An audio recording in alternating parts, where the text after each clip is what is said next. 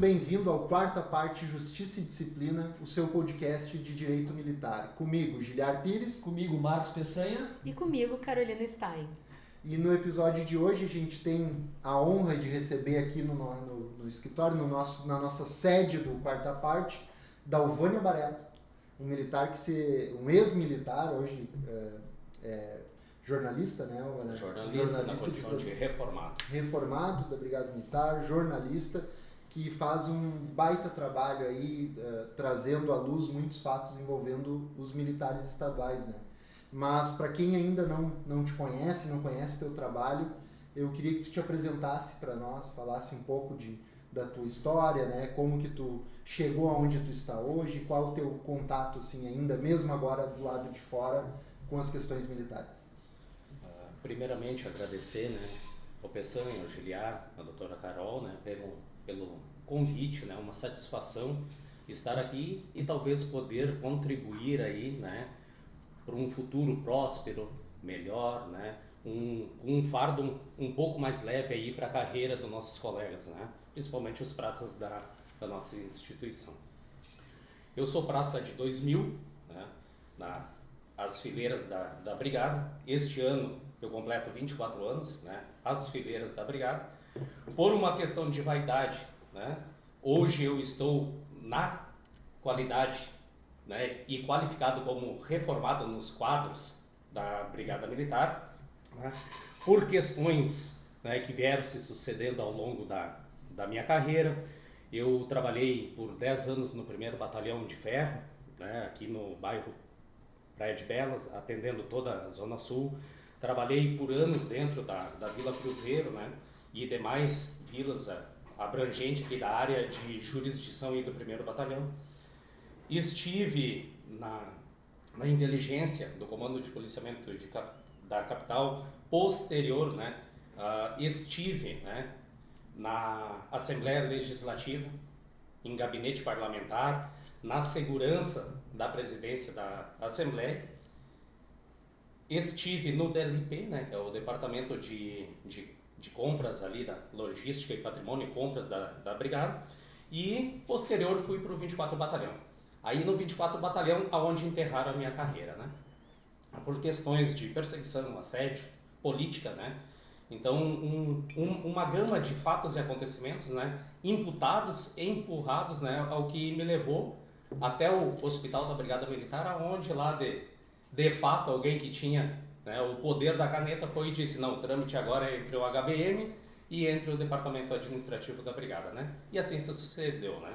Tanto que eu tenho áudios, né, guardados, né, anexado em processos que inclusive fala, né, um oficial superior no posto de major que estava intervindo lá para que eu me aposentasse tão simplesmente porque o comando da Brigada, os oficiais, alguns oficiais, né, porque eu sempre digo, a nossa instituição é uma mãe, né, nós temos alguns filhos que não prestam, né, então nós temos uma mãe, a mãe chamada Brigada, aí regida, orquestrada e conduzida por alguns filhos que não prestam, né, então esses, lamentavelmente, foram quem me transferiram para uma cidade chamada Travesseiro, no Vale do Taquari, e mediante as questões psicológicas e o avalo psicológico que isso me trouxe, né, eu fui fazer um tratamento. Eles não aceitaram esse tratamento, né, que eu vinha fazendo, para não cometer, então, um suicídio, né. E o que aconteceu? Nesse curso, né, nesse processo de juntamento, né, então resolveram por me reformar, né. Então hoje eu estou na condição de reformado, né. Posterior a isso, me despertou o interesse, né, de criar uma página, né? Uma página hoje nós temos no Facebook, nós temos no Instagram, tenho alguns outros perfis que são páginas backup, né? Até porque eu tive a minha página pessoal já derrubada, né? Porque foi aonde eu achei uma forma de buscar a credibilidade, né, levar para as pessoas e externar, né, a voz desses oprimidos pelo sistema, né? Então ali eu procuro mostrar, né, como funcionam os bastidores, né, da nossa instituição, os bastidores dos demais órgãos, porque muitos casos chegam até mim. Hoje, na questão de jornalista, né, amparado pelo artigo 5º ali da Constituição, Então eu consigo, né, ter acesso a muita informação que até então lá o colega, seja lá o policial penal, seja o brigadiano, seja o policial civil, ele sofria até então calado. Então hoje a gente consegue, de uma forma probatória, né, ter fatos, né, acesso a documentos que nos mandam de forma confidencial, né, pedindo sempre o sigilo e o resguardo da fonte. Então a gente consegue ter acesso a fotos de fatos narrados, fatos que aconteceram e que de alguma forma influenciam ali, né, para um desgosto, um desagrado que levam aquele policial a adoecer. Barela, desculpa te interromper, mas vamos só para nós deixar claro, porque vai que alguém não viva nesse estado e não conheça a tua página. Qual que é o nome da tua página? A página, ela é No Rastro do Crime. É @rastro_do_crime, né? Não, ótimo. Vai ter uma caveirinha, 2 pistolas ali você vai encontrar conteúdo, né? Seja notícia, né? Notícias policiais, né? E notícias, né, institucionais, né? Sim. Sabe? Então é uma área ampla, né? A gente tem ali bastante documentários, né? Falando, né, de relatos que já nos trouxeram, né? Sabe? Em relação ao colega, e assim como notícias de todo o nosso estado. Né? Eu acho que na tua apresentação, desculpa, João. Não, eu ia perguntar para ti agora, e como isso conversa com o tema do nosso episódio hoje? Eu acho que na apresentação do Albarello, que para quem vive também aqui no Rio Grande do Sul, é policial militar, te conhece antes mesmo, talvez te conhece pelo nome, né? E agora está tendo a oportunidade, tanto pelo Spotify, de te ouvir falar nessa apresentação, que demonstra há 24 anos que tu conhece realmente essa realidade que tu fala.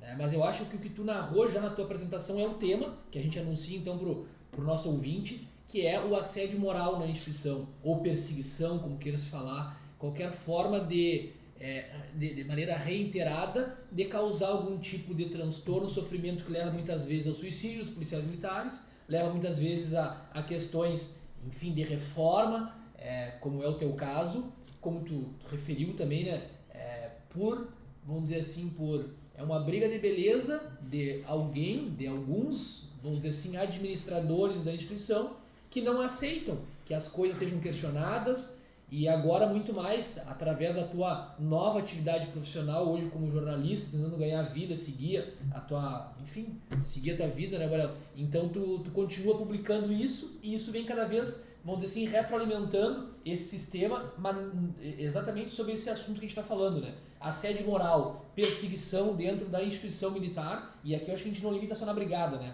A gente está falando de instituições militares. Esse formato, essa estruturação, que a gente sabe que a brigada também acaba se espelhando, enfim, Forças Armadas. Instituições policiais, né? Principalmente policiais, né? Porque, enfim, agora depois também na sequência, Carol, se quiser trazer a questão do que a gente tinha comentado em relação a dados e etc., a gente sabe que é uma preocupação muito grande, né, Aurélio? Suicídio, por exemplo, vamos dizer assim, é o fim dessa estrada, né? Depois de muitos e muitos anos, o policial militar sofrendo o assédio moral, sofrendo a perseguição dentro do seu ambiente de trabalho, ele chega às vezes no final do caminho, né? E infelizmente esses números são alarmantes, né? Mas eu acho que para o nosso ouvinte é isso, né, Giliar? Eles entender que hoje, através, enfim, obviamente nosso aqui, que compõe já de forma rotineira o Quarta Parte, e hoje com o Albarello, um cara que tem 24 anos de brigada militar, falando sobre assédio moral ou perseguição, como queira se denominar, na instituição brigada militar. E aí antes de te passar a bola, Carol, eu acho que o que abrilhanta assim, o que te dá competência para vir falar do tema, né, Albarello? Não só a tua experiência pessoal, como tu acabou de nos compartilhar conosco, mas também que mesmo fora do sistema agora, tu ainda tem um contato direto com essas questões que continuam sistematicamente acontecendo dentro da instituição. As pessoas veem em ti como uma pessoa, alguém que talvez uma identificação pelo que tu sofreu, diz, não, olha só, eu também passei por isso, e acabam te procurando para buscar um auxílio, uma ajuda, um conforto, né? Ou uma forma de lutar contra isso, né? Que, ao meu ver, é muito forte, possui um impacto muito grande, o trabalho jornalístico em cima da exposição, porque a brigada tem aquele costume de botar pano quente em tudo, né? De querer abafar e não sair daqui, não espalhe, tu não pode falar disso, tu não pode falar daquilo, mas se mantém dentro daquela, embaixo dessa tampa, a gente mantém aquela sistematização da humilhação, do vexame, do constrangimento e do uso do sistema como ferramenta para atingir, né? Quantos colegas a gente se deparou ao longo da carreira, Marcos, ou a Carol advogando, que eram trocados de turno, trocados de equipe, para poder prejudicar ele na rotina. O cara está estudando, vou escalar ele no horário da faculdade, ou vou transferir ele de companhia, vai ficar mais ruim dele para trabalhar, ou para estudar, ou para ele vir trabalhar, enfim. Tudo isso são formas de usar o sistema para praticar o assédio moral, e como é difícil até lutar contra isso, né, cara? É complicado, e ouvindo vocês falar, assim, eu passo um filme na minha cabeça, né? Porque eu também fui professora, né? E eu tive alunos policiais militares, e eu tinha um grande problema. Eu era professora que não fazia chamada, né? Mas eu sempre procurava entender essa questão das escalas deles, mas eu tinha alunos que sistematicamente não podiam comparecer às aulas, justamente por causa dessa troca. Não podiam comparecer a provas, e para mim, assim, que a minha participação, né, dentro da esfera militar é, digamos assim, administrativa, né, burocrática, legal dentro da advocacia, diferente de vocês que tiveram toda essa experiência. As coisas que eu tenho visto hoje como advogada me assustam um pouco. E são coisas assim, muito embora a gente entenda tudo isso, mas isso tu traz nas tuas publicações, de certa forma, é a possibilidade de questionar determinadas questões, de poder conversar sobre determinadas coisas. E isso é uma dificuldade que eu tenho sentido com os meus clientes, porque não se pode questionar absolutamente nada. Então isso é uma coisa que realmente me preocupa, assim. E aí, se a gente traz isso para um âmbito civil, tu imagina tu tá ou numa empresa ou num lugar onde tu não pode falar absolutamente nada, tu não pode questionar procedimentos e orientações, e quando eu digo questionar de uma forma tranquila, né? Não pode perguntar. Não pode perguntar, e aquilo vai te minando, vai minando a tua autoestima, vai minando a tua vontade, vai minando praticamente tudo, né? E isso vai causando um impacto lá fora. Então, dentro de tudo isso que a gente falou, eu queria que tu falasse um pouco dessa questão, onde começa esse assédio moral? Quais são os pontos de gatilho desse assédio moral, do que tu entende com relação a esse assédio moral? E para a gente poder chegar lá naquela outra ponta, porque agora o Fórum Brasileiro de Segurança Pública, no último anuário de 2024, ele traz um dado bem alarmante, que foi um aumento de 26% no número de suicídios policiais no Brasil. E é um aumento muito grande. Então, introduzindo tudo isso, assim, queria que tu nos passasse um pouquinho dessa tua experiência com relação a isso. Então, fazendo alguns ganchos, né? É como se diz, eu não tenho papas na língua, né? Então, eu sempre digo, né? Dos fracos, omissos e covardes, a história jamais lembrará, né? Então, bem como o Dr. Giliar falou, nós temos hoje um regulamento, né? Regido, né? E produzido por alguém que conduz ele da forma que ele quer, a seu benefício, né?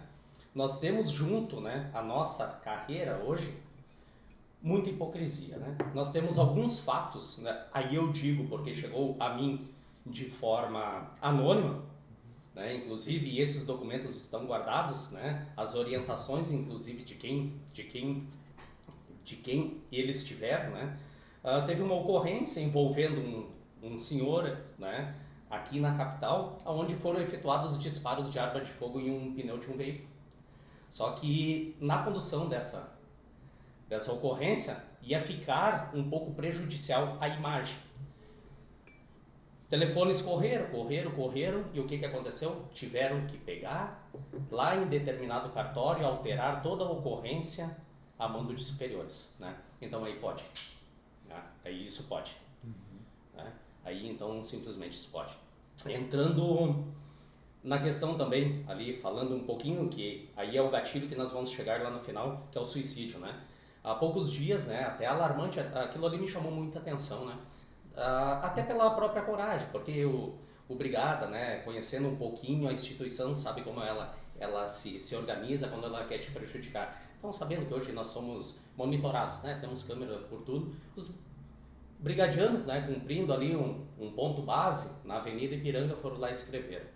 Até os cegos veem que PB, né, é suicídio lento, né? Então, talvez a gente vai chegar lá no final na questão do suicídio e nesse aumento expressivo aí que a senhora falou, que em conversas também, informal eu digo, né, até porque foram via WhatsApp, né, não cheguei a visitar, mas cheguei a consultar colegas que detêm o conhecimento desses números, me disseram que nos últimos 5 anos nós temos mais ou menos 40 suicídios. Né? Nós temos 40 suicídios, então é bastante, é bem expressivo. E a gente vê que ele saiu hoje da Polícia Militar e ele está dentro da Polícia Penal. Recentemente tivemos mais um caso. Né? Então, o que acontece? O que eu entendo, eu particularmente, sobre essa fase final? Né? É onde tu quer pôr fim à dor.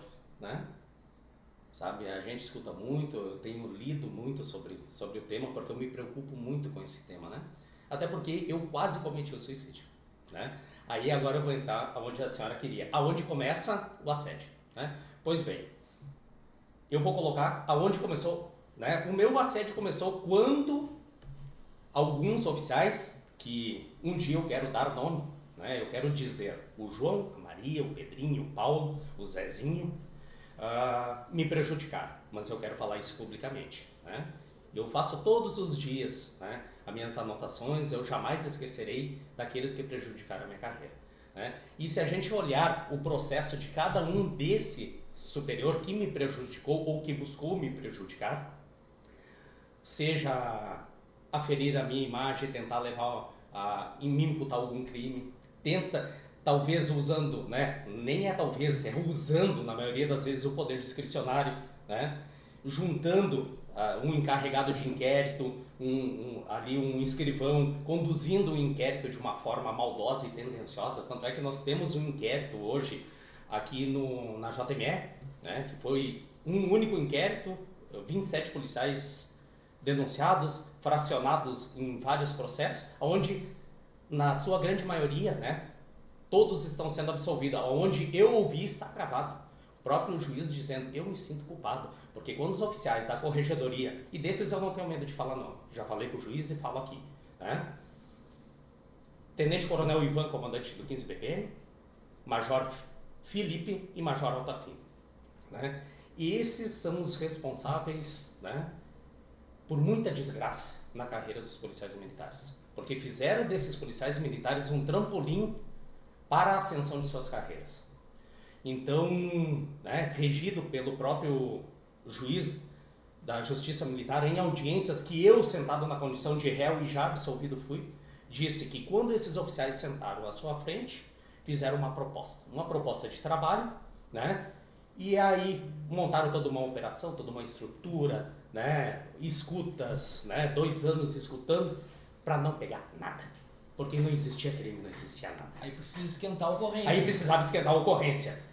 Aí tu vai lá estudar o teu processo, né? Porque os senhores são doutores, mas eu entendo que o melhor advogado do teu processo é tu mesmo, porque tu sabe o que tu fez e o que tu não fez. Sim. Né? Então eu vou conseguir dizer, doutor, isso aqui é meu, isso aqui não é meu. Entendeu? Isso aqui estão me plantando.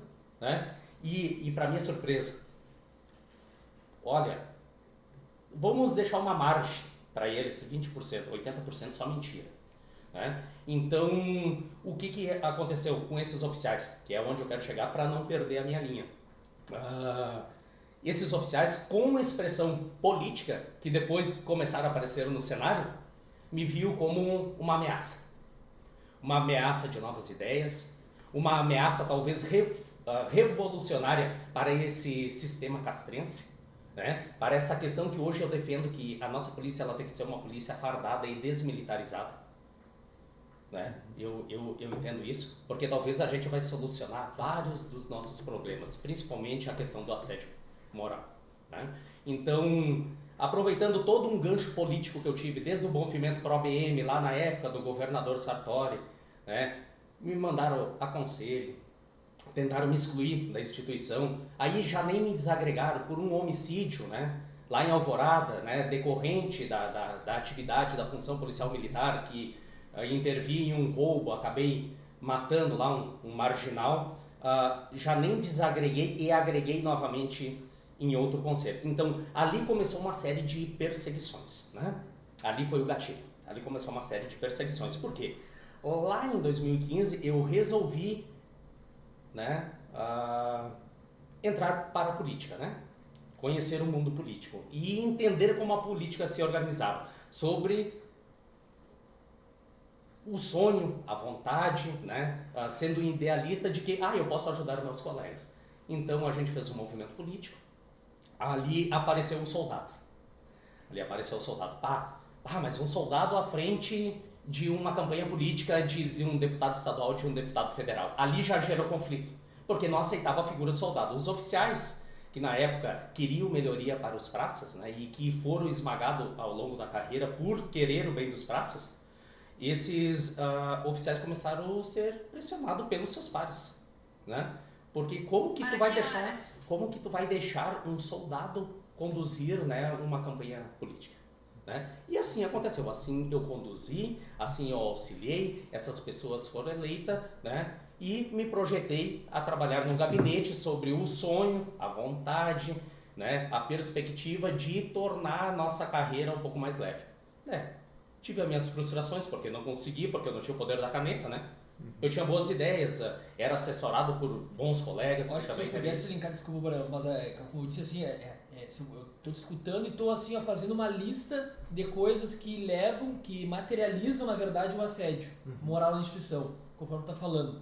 Procedimentos infundados, né? E muitas vezes, eu recordo, essa audiência que tu está falando na Justiça Militar, vários réus, eu estava junto contigo também, e eu recordo assim inclusive os magistrados, muitas vezes, não, mas é normal responder processo. Pô, eu vou colocar um indivíduo que é inocente, denunciado, investigado no processo, e no final tem que agradecer que foram absolvidos. Basicamente isso. Então assim, a gente vê uma institucionalização do uso das ferramentas aí de investigação, de punição, que beleza, precisam existir, como o Giliar sempre fala isso, né? A gente precisa ter um controle, não dá para ser, né, uma instituição militar.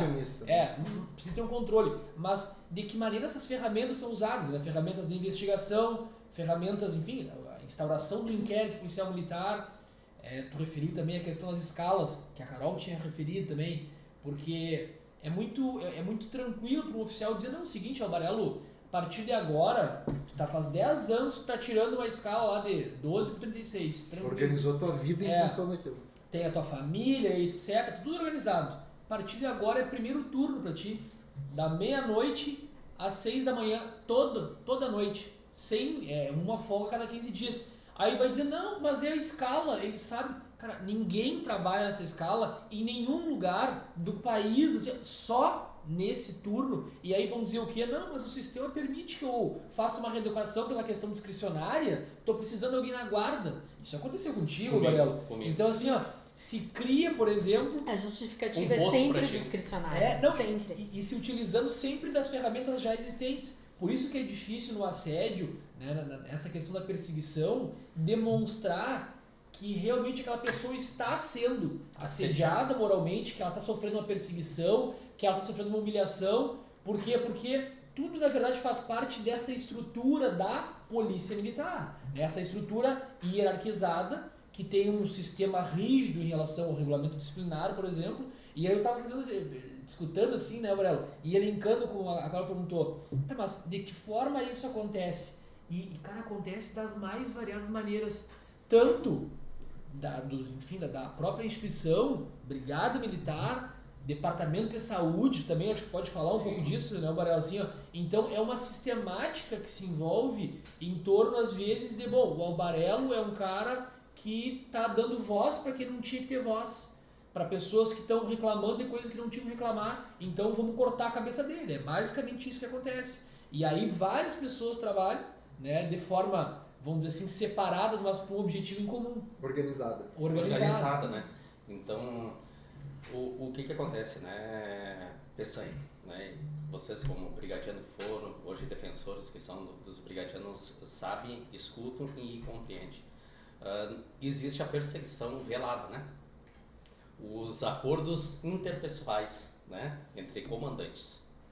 Né? Eu vou lá tomar um cafezinho com fulano, eu fui motorista de comandante, então eu tenho propriedade para falar. Não vou colocar em xeque a pessoa, mas muita coisa eu vi ou eu ouvi, entendeu? Sabe? E aquilo ali eu tirei como aprendizado de vida, né? Então, quando vocês falaram lá no começo que muitas pessoas me procuram, sim, muitos colegas me procuram mesmo, entendeu? Me procuram mesmo. Mas só que dentre a procura há o grande medo, porque eles são ativos, né? E eles estão ao alcance do Estatuto, do CPPM, né? Eles estão ao alcance do RDBM, né? E dos castigos velados, né?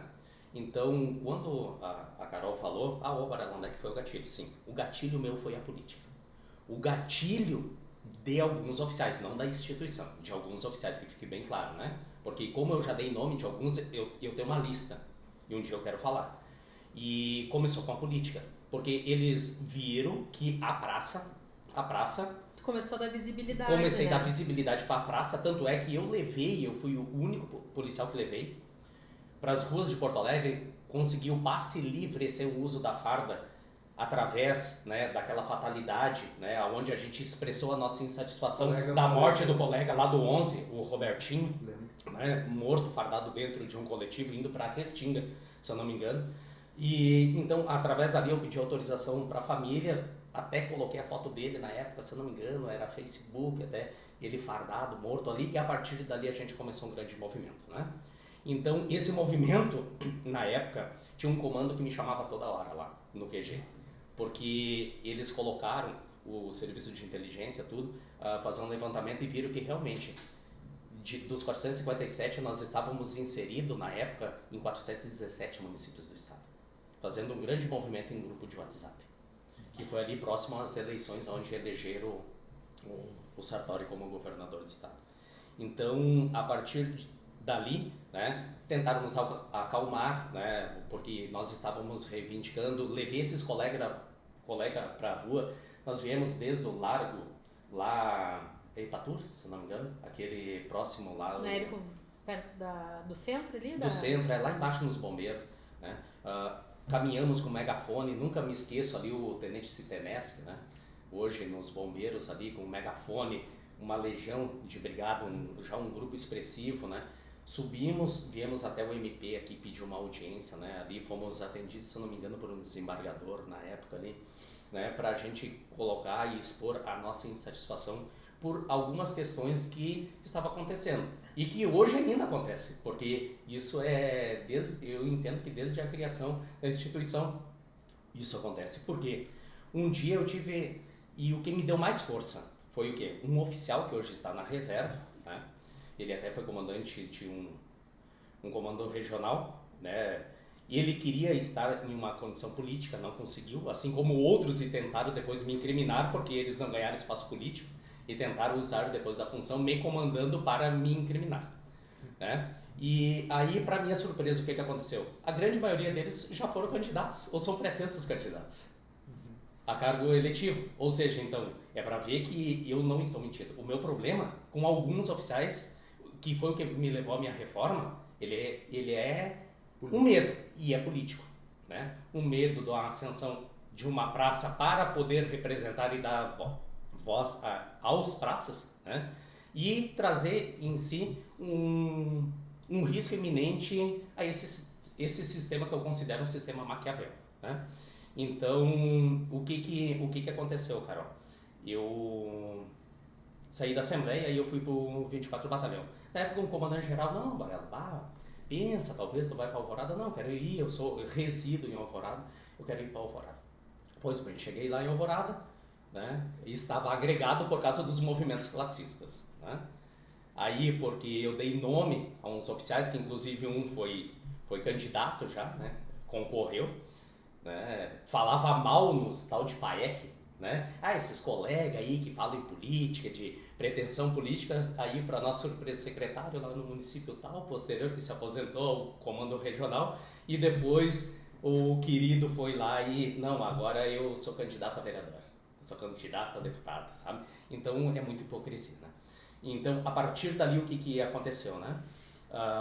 Aí eu desagreguei, né? Foi considerado que eu era inocente, né? Nos processos ali, e continuei as fileiras da instituição. Aí, o que me despertou? Me despertou a vontade de fazer algo diferente. Pô, eu fui linha de frente a vida toda, né? Busquei aqui o caminho para tentar representar os meus colegas que não se sentem representados, né? Vamos ecoar essa voz, né? E aí, o que aconteceu? Não, vou trabalhar na comunicação social da brigada, a convite de um major que depois foi tenente-coronel. Aceitei, né? Até uma colega que hoje é tenente, está na Defesa Civil, ela diz, quando colocaram o Albarello lá na Consoc, lá do 24 Batalhão Alvorada, meu Deus, porque tinha aquela visão, talvez o Albarello era ogro, né? Saiu do meio da Cruzeiro. Do meio da Cruzeiro, um desqualificado, só sabe lidar com vagabundo, meu Deus, vai fazer mídia pra brigada. Pois bem, como ela disse, mordeu a língua, né? Então, aquilo ali, no momento que eu me inseri naquele contexto, aquilo ali foi uma propulsão para mim, foi forças. Para mim entender, acho que aqui está o caminho para mim poder ajudar meus colegas. Eu vou entender, compreender e aprender isso aqui. Aí fui fazer uma faculdade de fotografia. Junto eu fui fazer uma faculdade de técnico em segurança pública, né? Para agregar conhecimento, para poder ter propriedade para falar, para entender, né? Porque até então, quando tu tá lá na linha de frente, tu só quer aprender, tu só vive a instituição e tu esquece de ti, né?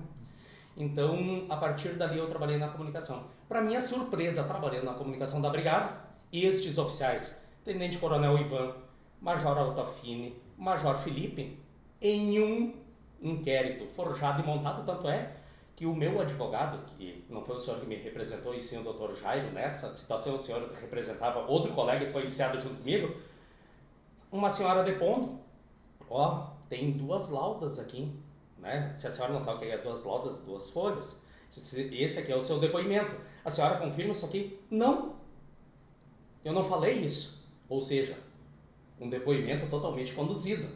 Para quê? Para me incriminar, né? Que tentava esses oficiais colocar, né? A mim, né? Eu digo colocar, que é um termo chulo, mas imputar a mim, num termo técnico, né? Um crime de prevaricação. A mim, a um capitão de turma deles, que eles também prejudicaram, né? Um capitão de turma, né? Então já não é só do praça. Então o assédio já não é só do praça, também nos oficiais. Né? No meio dos oficiais. E um sargento. E eu sempre brinco, me deram um pé de pano de presente ainda, que foi um acidente de um cavalo. Um acidente de um cavalo, que o colega acabou batendo um cavalo em via pública, se acidentou. Eu não estava nem de serviço, eu só fui lá prestar um apoio. E eu saí indiciado, né? Dentro do inquérito, dizendo que eu não fiz o teste do etilômetro no colega. Mas como é que eu vou fazer o teste do etilômetro e num colega que nem no local estava? Eu só cheguei lá para... Nem no serviço estava também, né? Não estava nem em serviço, eu estava em casa, eu nunca me esqueço, né? Sabe, quando eu recebi a ligação do oficial me pedindo, Albarello, tu consegue uma máquina e tal para ir lá? Então, assim, Albarello, o que acontece, né, doutor? Então, os gatilhos. Os gatilhos, particularmente, começou numa expressão política, né? E eles verem a mim como uma fonte de risco. Então, o que a gente tem que fazer? Vamos eliminar. Então, de todas as formas, eles já tentaram me eliminar. E a forma mais covarde, me imputar um monte de crime sabendo que inocente eu sou. Há pouco tempo, até de uma escola de formação aqui, um colega me relatando, né, um oficial falando sobre a questão daí, depois a gente vai entrar do curtir algumas postagens minhas, onde alguns policiais receberam PAD por simplesmente curtir quando eu dissertei sobre o tema suicídio, né? Aí foi esse oficial e disse para um colega, tu vê, tu tá respondendo aí um PAD, né? Tu foi curtir a página lá, o Albarello é um bandido, né? Tu vê, olha esse cara, só que o cara, ele curte e segue a página. Aí eu não entendo, hipocrisia, ele é seguidor da página e ele curte a página. Eu tenho um post ali que ele curte, só que ele fala mal de mim. Aí tu olha, ele é alguém procurando também um espaço, né, dentro da mídia, porque ele vai lá falar de tema A, B ou C, sabe, tentando buscar uma expressão e uma visibilidade. Então, assim, Hoje, Peçanha, eu não tenho medo de dizer, né, e acompanhando, muitos dos gatilhos, né, institucionais, né, eles são movidos pela vaidade. Como tu bem colocaste, quando tu pondera, quando tu não aceita, quando tu passa a pensar, tu oferece risco. Não, mas isso não é assim. Não, eu estou dizendo, faz. E é importante dizer, né, Bruno, que não é assim, ó, a gente não está falando da criação de um espaço onde não vai existir mais hierarquia. Eu costumo dizer assim, a Polícia é uma Civil, reformulação, né? Exatamente, a Polícia Civil, a Polícia Federal, elas são instituições por lei estabelecidas também com hierarquia e disciplina. Elas não são militarizadas, é diferente. A militarização é uma coisa diferente, mas o delegado ele é o cara que faz a gestão e eles têm subordinados. E as pessoas têm que atender o escrivão e executam. Só que o problema do militar, né, o problema, assim, característica. É uma característica, mas uma característica que traz uma série de desdobramentos, né? É essa questão assim, cara, não interessa o que eu tô mandando fazer, a repercussão disso é uma ordem, tu não tem que discutir. Parece que nós estamos em 1800, em 1700 e pouco, porque hoje todo mundo pensa, né? E não é por acaso que muitos colegas, centenas, eu diria milhares, ou estão buscando outras instituições, ou deixam a instituição para fazer isso que a gente está fazendo aqui, advogar, ser repórter, qualquer outra coisa. Por quê? Porque eles estão cansados muitas vezes da maneira, porque a sociedade muda, né? E se a instituição militar, que também tem seus valores, é importante que a gente destaque isso, né? Quando o Albarella entrou lá em 2000, nós em 2009 e tal, a gente gostava de muita coisa, só que é necessário que a instituição acompanhe uma evolução social também.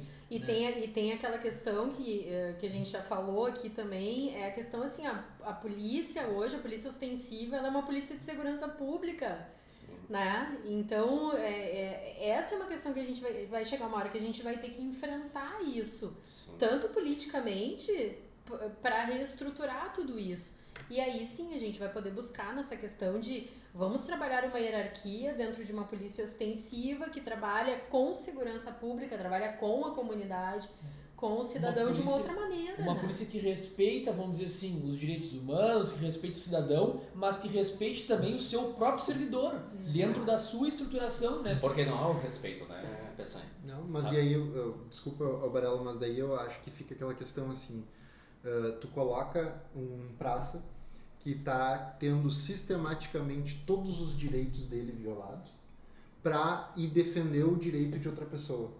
E aí nada me parece que há uma ligação clara em que toda vez que se reclama, por exemplo, que um militar ele foi truculento no atendimento de uma ocorrência, todo mundo que reclama do atendimento que recebe da brigada, a gente acaba tentando simplificar. Eu sou um cara que nunca gostei de resposta simples para problema complexo.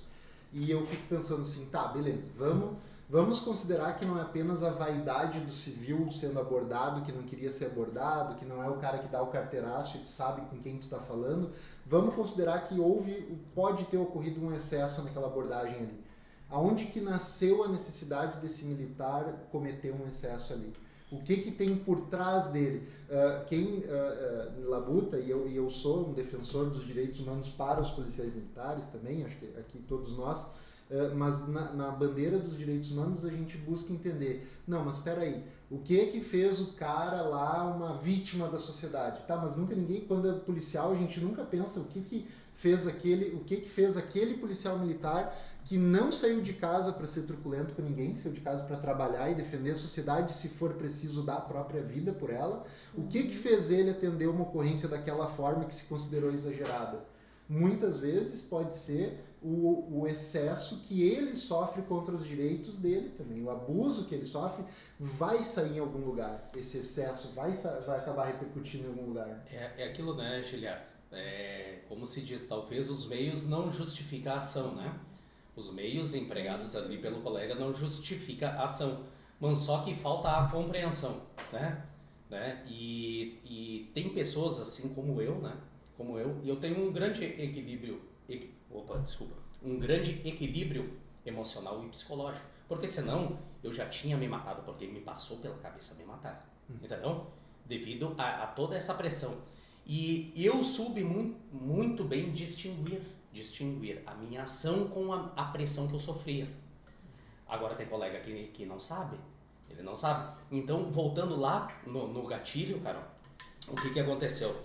Aí, então, passados ali no 24º Batalhão, exercendo a função de comunicação social, comecei também a atender o comando regional, mesmo lotado no 24, fazendo vídeos, entrei para esse mundo, fotografia, vídeos, ajudando ao crescimento institucional, a boa imagem, né, perante a sociedade, né, levando, né, as comunidades mais carentes, doações, né, consegui lá, hoje está lá nos documentos do 24º Batalhão, né, acho que é MCOP, se eu não me engano, lá o nome do sistema. Eu fui quem idealizei dentro da instituição a doação de alimentos, então eu consegui uma parceria aqui no Menino Deus, um clube, então eles arrecadavam alimentos não perecíveis, nós vínhamos de madrugada com a micro autorizada pelo comando, buscava, o pessoal da Igreja Universal ajudava nós a montar aqueles kits, organizava o Natal das crianças, né? Então as festinhas das crianças carentes, isso trouxe uma grande proximidade dos policiais, né? E uma nova visão, né, da sociedade para com os policiais. Então isso estava sendo um divisor de águas ali, né? E a gente estava tirando estigmas, né, criados, né, que a polícia é truculenta, a polícia só é repressiva. Não, a polícia é uma mão amiga, né? Então a gente estava conseguindo muito bem transformar isso, né? A base do policiamento comunitário, isso, né? A base do policiamento que tu prega, mas que tu não cumpre, né? A administração quer que tu faça, né? Ela diz que tem que fazer, mas ela não te dá meios para te fazer. E quando tu faz e tu aparece, não, tá fazendo política. Entendeu? Aí alguém eles já vão lá. Alguém queria aparecer, mas não podia ser o soldado. Aí, tanto é que eu nunca apareci numa foto. Eu tenho uma foto só de recordação com umas crianças da Beira Rio, lá atrás do Umbu, do 11 de abril, que eu tirei com umas colegas e umas crianças. Até uma colega hoje está na PM5. E outra é P5 lá do 24º Batalhão. A única foto que eu apareço. Mas as pessoas sabiam quem fazia, quem ajudava, quem ia. Porque a instituição, a instituição é o nome de Estado, né? É o nome de Estado. Mas quem faz a instituição são as pessoas. Então por isso que eu digo, a instituição Brigada Militar é uma mãe, mas ela tem alguns administradores e filhos que não prestam. Né? Então o que acontece? Eu vou prender, se eu quiser prender. Algumas coisas vão acontecer, eu não posso me omitir. Mas aquele mais que o policial faz, e que é o diferencial, ele faz por amor. Porque ele gosta, porque ele é vocacionado. Então, o sistema assim, né, eu tô fazendo um gancho para tentar deixar claro. O sistema em si, ele te usa muito, como eu muito fui usado. Né? E aí, por oficiais que eu fui usado, o dia que, por causa de política, né, a gente entrou numa questão de conflito de ideias, foi e me disse, ô Albarel, antes de tu entrar na brigada, eu já era brigadiano, eu já era aluno oficial. E eu vou te dizer, a brigada foi feita por oficiais para oficiais. E eu posso te provar isso na JME. Aquilo lá me acendeu uma luz, né? Opa, o que é isso? O que ele quis dizer com isso? Aí depois eu fui tentar entender como que o sistema funcionava. Aí, lamentavelmente, eu aprendi na pele. Porque eu era a linha de frente, né? Eu tinha aquela visão de lutar, de combater, de batalhar, de enaltecer a minha instituição através da prisão. Mas eu fui descobrindo ao longo do tempo que a administração não queria que eu fosse um polícia. E aí vem frustração, frustração, sentimento de arrependimento, sim, de humilhação, de tudo, né? De tudo, que é o que hoje eu escuto com a gurizada nova. Desculpa a expressão de usar gurizada nova, mas é um termo chulo usado no nosso meio. Então, o pessoal mais novo faz a noite anterior, 2 noites atrás, conversando com um colega, novato, 2 anos de polícia, dizendo, cara, hoje eu sou frustrado. Hoje eu quero trabalhar, eu estou colocando lá um depósito de reciclagem porque eu me frustrei com a brigada. Hoje eles me botam em PB na avenida e eu não posso exercer a minha função policial. É muito rápido. Né? 2 anos que É muito rápido. 2 anos hoje eles já... Aí, o que eu levei... Não 12 eles levaram 2. Não se adaptou à função. Tá igual o Barelo, que tinha 22 e aí foi reformado, não se adaptou também. Durante 22 anos, enquanto fazia o que mandavam fazer e tal, beleza. Então aí definiu um estágio probatório de 25 anos. E aí a gente vai lá agora pra pitada de maldade, né? Na reforma, como tu disse, não se adaptou à função, não é? No meu caso, eu não me adaptei à função. No meu caso, eles me criaram uma moléstia, né? Eles criaram, Eu falei isso já em juízo na JME, foi uma moléstia criada. E em si, tu vai lá nas tipificações, no RHE, né? Tá lá, não tipificado em lei, né? E ela não foi contraída na carreira policial militar. Tá? Onde que eu adoeci, então? Entendeu? Quem me adoeceu, então? Aonde que eu adoeci? Porque quando nós entramos para o serviço policial militar, a gente passa toda as fases, né? Uma delas é o médico, é o psicotécnico, né? É o psicológico, né? Então nós temos todas essa fase. Entra bem. Entra bem. Aí eu saí sequelado. Tá? Quem é o causador dessa sequela? Não é abrigado, não. Então Não, daí não foi obrigado. Quem que é? Né? Sabe? Vocês sabem, e aí vocês desculpem eu cortar assim, mas o que me ocorre a gente vendo todo esse o teu discurso, a tua experiência, a tua vivência com casos recentes e casos de 22 anos, né, de labuta, é que a gente tem que criar formas de combater o assédio moral. E aí a gente vê um discurso em certas cabeças, né, dizendo, não, a gente tem formas de combater, né? O militar, ele pode vir, o meu gabinete está de portas abertas, né? Sim. Como que tu vai reclamar pro teu algoz das tuas dores, né? Como é que tu vai chegar pro cara e vai dizer assim, não, olha só, eu tô insatisfeito com a administração que tá tendo o batalhão, porque eu tô me sentindo prejudicado. Me sentindo perseguido. Tô tendo um tratamento diferenciado dos demais colegas, estão me colocando no primeiro turno fixo na guarda, e os outros não têm essa escala, não é nem rotativa para disfarçar, é um negócio bem escancarado e tal. Não, mas tu pode ir lá e pode reclamar. Se tu reclamar, vão dizer que tu tá... me esqueci a transgressão, o que diz no RDBM da transgressão específica, mas é como se fosse questionar publicamente a ordem de um oficial superior. Se eu não me engano é isso, é questionar publicamente criticar publicamente a ordem de oficial superior. Então tu tá me criticando, tu tá cometendo uma transgressão quando não é uma crítica indevida ainda do CPM vira um crime militar, né? Uma das formas da gente criar para a gente combater o assédio moral, seja dentro das instituições militares, seja numa empresa, seja na vida civil militar, é tu dar confiança para a vítima do assédio moral, para os militares que estão sofrendo isso, de que eles não estão sozinhos e que eles têm um canal seguro para fornecer a denúncia e que isso vai ser resolvido. Não vejo hoje dentro da instituição militar um canal seguro para esse tipo de denúncia e de reclamação que leve a sério esse tipo de denúncia e reclamação, porque todo departamento, todo setor, toda administração, ela é regida talvez por alguém que tem interesse em não tocar muito isso para frente. E isso, Giliera, aproveitando esse gancho, né? Isso aconteceu comigo. Por quê? Né? Hoje o nosso próprio oficial, falamos lá em uma entrevista na Rádio Guaíba, daí disseram que foi difamação à instituição por falar verdades, né?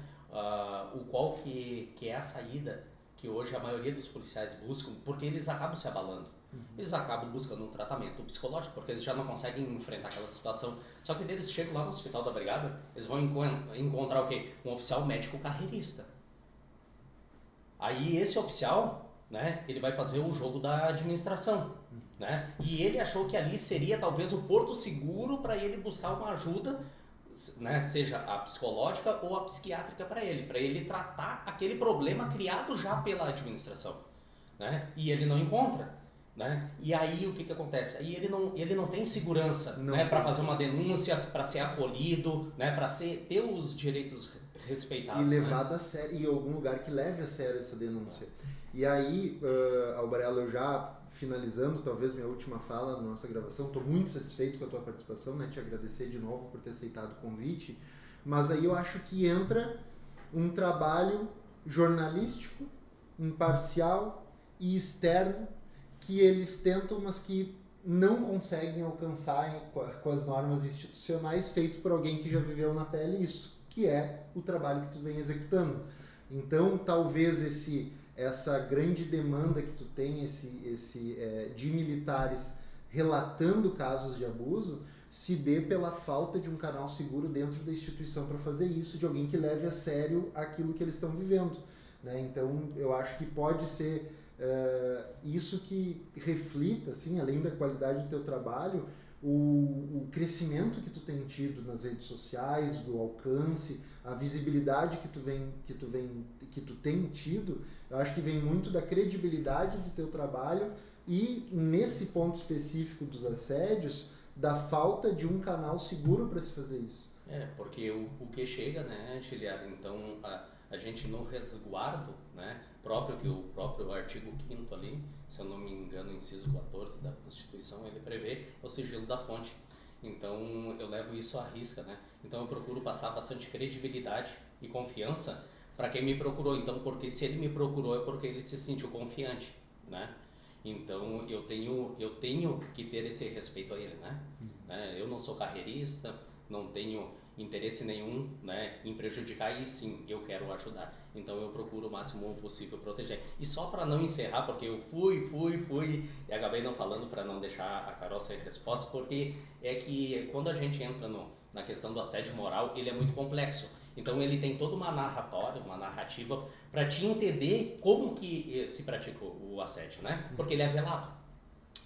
Então, o que aconteceu? Eu estava ali bem rápido, né? Então, em sucinto, eu estava na comunicação social, o coronel disse, Álvaro, vamos ajudar o coronel fulano de tal a ascender, né? Na carreira, vai ocupar um cargo e tal. O que tu acha? Eu disse, não, eu vou te ajudar, né? Desde que não seja ilegal, né? Eu vou ajudar. Não, a gente precisa mostrar para a sociedade os bons feitos da instituição. Não, isso aí é tranquilo. A instituição faz, só vamos mostrar, né? Então ali eu abracei, eu cheguei a trabalhar 18 horas por dia. Aí, para minha surpresa, quando esse oficial foi assumir um determinado comando, começou a me caçar. Só que depois eu fui descobrir o porquê. Porque nós tínhamos o movimento pró-BM e o movimento pró-PM dentro de um partido chamado Partido Progressista. E esse oficial fazia parte desse outro movimento. E ele tinha uma mágoa política porque ele não conseguiu fazer o grupo político dele ascender na política. E aí o que aconteceu? Ele usou toda a estrutura para me prejudicar. Aí houve um consórcio dos demais vaidosos, né, que já queriam me prejudicar ao longo da carreira e suas ligações interpessoais, e prospectaram uma destruição da minha carreira. Então o que eles fizeram? Eles começaram, né? Um agora se aposentou recentemente, até é pretenso aí, candidato no município da região metropolitana, né? Coitada da cidade, querendo ser vereador ainda, com título aí de cidadão aí, que ganhou através da maçonaria, mas, né, por amigos maçons do município, e vai entrar aí no páreo político, né? Então este senhor, né, orquestrado e coordenado pelos demais, começou uma série de perseguições veladas. Na época eu estava me habilitando a piloto de drone aí pela instituição, tentou me prejudicar para mim não conseguir concluir aí o curso, me transferiram para uma cidade chamada Travesseiro, a quase 200 km da minha casa, uma cidade que não me oferecia estrutura e eu não tinha nem condições financeiras de ir para lá, tampouco me mudar, tampouco me deslocar, né? E a brigada não detinha lá um alojamento, nada para te receber, para me acolher, né? Sabe? Não tinha estrutura nenhuma. Aquilo ali me abalou, né? Aquilo ali me abalou. Aí começaram primeiramente me colocar numa escala criada para mim. Daí entra na escala que você falou. Uma escala criada para mim na guarda do batalhão no primeiro turno. Uma escala especial, né? Que é aonde eles sabiam que... Cara especial. Né? Especial. Porque é de anos, mais de 14 anos. Eu trabalho, eu exerço atividades fora buscando uma complementação de renda, como a maioria dos policiais, inclusive coronéis que administram segurança de estádio, de shopping, disso e daquilo, né? Então o policial ele vive do bico, né? Ele vive do bico, vamos usar o termo bico, né? Eu sempre vivi do bico, então para me prejudicar, e entrando no que tu falou, me colocaram na minha escala do bico na guarda, no primeiro turno, né? Só que nisso eles já vieram esmagando o meu psicológico, né? Porque isso interfere lá diretamente na tua família, né? E eu não tenho vergonha, eu cheguei a colocar em grupos de WhatsApp foto dos meus armários sem nada, cara. Sabe o que é isso? Nada. É difícil, escutando o Albarello. Isso. Eles me testaram de todas as formas. É difícil. É difícil, Albarello. Não, eu escutando a tua fala, a gente gente se compadece assim, desse momento e coisas que tu falava que reforçam essa lista, né, que eu estou montando. Ou seja, transferência também é muito corriqueiro, né, porque a gente sabe que o servidor militar pode ser transferido, mas assim, não, eu vou pegar o albarelo com 22 anos de carreira e eu tenho um cara mais recruta, um cara que eventualmente queria para aquele destino, não. O que queria não vai ir e vai o albarelo porque ele não quer e é uma forma de castigá-lo. Né? Porque, e geralmente negam na mesma unidade, sim, negam a transferência da Carol para lá, dizendo que eu não posso perder efetivo. Mas o Albarella não Pode ir. O Albarella pode ir que não é efetivo. É, que não é efetivo. Aí, o que aconteceu ali na época? Um colega de turma está até agora fazendo CTSP aí, eu era um dos primeiros, agora aí que eu era um dos soldados mais antigos, né? Perdi o curso CTSP pela vaidade de alguns oficiais, né? Aí o que aconteceu? Esse colega até peguei e foi usado isso, né? Em um dos processos que eu entrei contra a instituição por causa dessa transferência, ele foi e pediu transferência para o 20 batalhão, do 24 para o 20. Aí ele foi negado, porque daí alegava um déficit de 57% ali de efetivo. Mas por que eu podia ser transferido? Eu não pedi para ir. Uhum. Entendeu? O colega queria ir e não podia. Sabe? Daí entra no que ele falasse. E assim, ó, pra te ver a tamanha covardia, agora talvez eu me acalmei, eu consigo falar, a tamanha covardia que esse sistema te leva e te coloca a provas. Né? Eles me colocaram na linha da miséria, faltou a comida dentro de casa. Eu tanto saciei a fome das pessoas do município, levando doações para bem enaltecer e levar uma boa imagem da instituição, e a própria instituição fez eu passar necessidade, cara. Sabe o que é isso? Passar necessidade eu não tinha, eu botei no grupo, teve colegas, vão te doar aí um dinheiro, vão te levar um sacolão. Eu disse, não, velho, essa cruz é minha, entendeu? Eu vou sair desse buraco, eu vou superar, eu vou sair, sabe? E saiu, e venceu, né? É isso aí. E hoje... Isso é o mais importante, mas eu acho que o que, te olhando assim, e essa dor ainda é presente, né, Albarello? E essa dor que tu passa hoje pra gente, assim, é uma dor que acho que todos nós aqui já assistimos, né? E eu vejo clientes meus, quando eles começam a falar a situação de pressão, realmente, assim, que bom que tu tá expondo isso pra gente, mostrando e permitindo que a gente mostre isso, porque isso não tá certo, isso não é certo. Né? Não é correto isso. A gente sabe que toda instituição, todo trabalho, ele vai demandar dias bons, dias ruins, questões que a gente vai ter que enfrentar, mas isso não é certo. Né? Não é certo que um policial chegue no ponto de tamanha dor provocada e puxe uma arma. Né?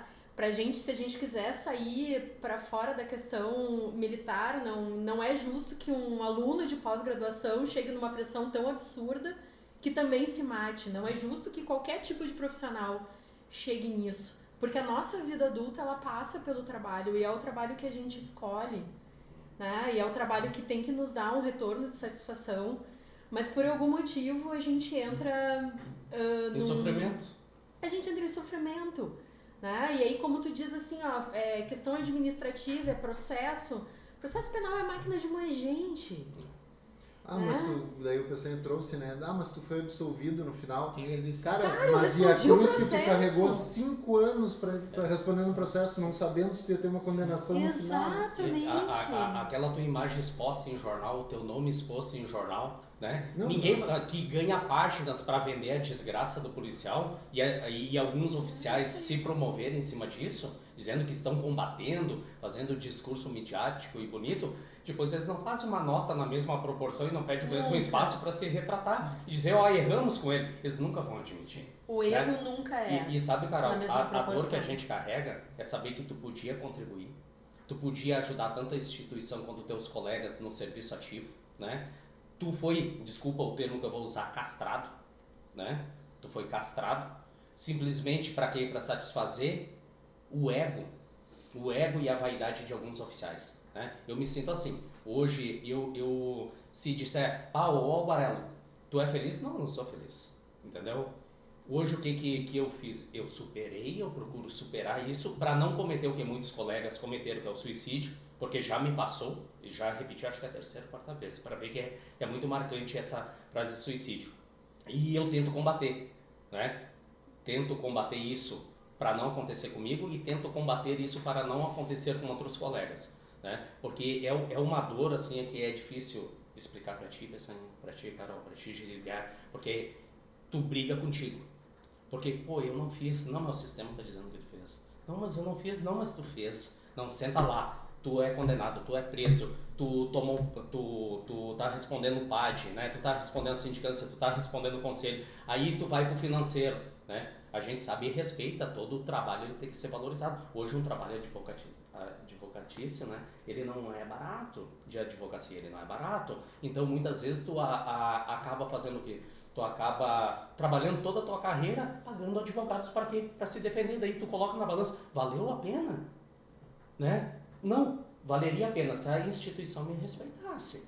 Né? Porque eu teria uma saúde mental, uma saúde profissional melhor para conduzir isso, né? Porque aí influencia na saúde financeira, sabe? Então, né, eu não quero mais me delongar, né? Eu acredito que o nosso tempo também está acabando, né, Juliana?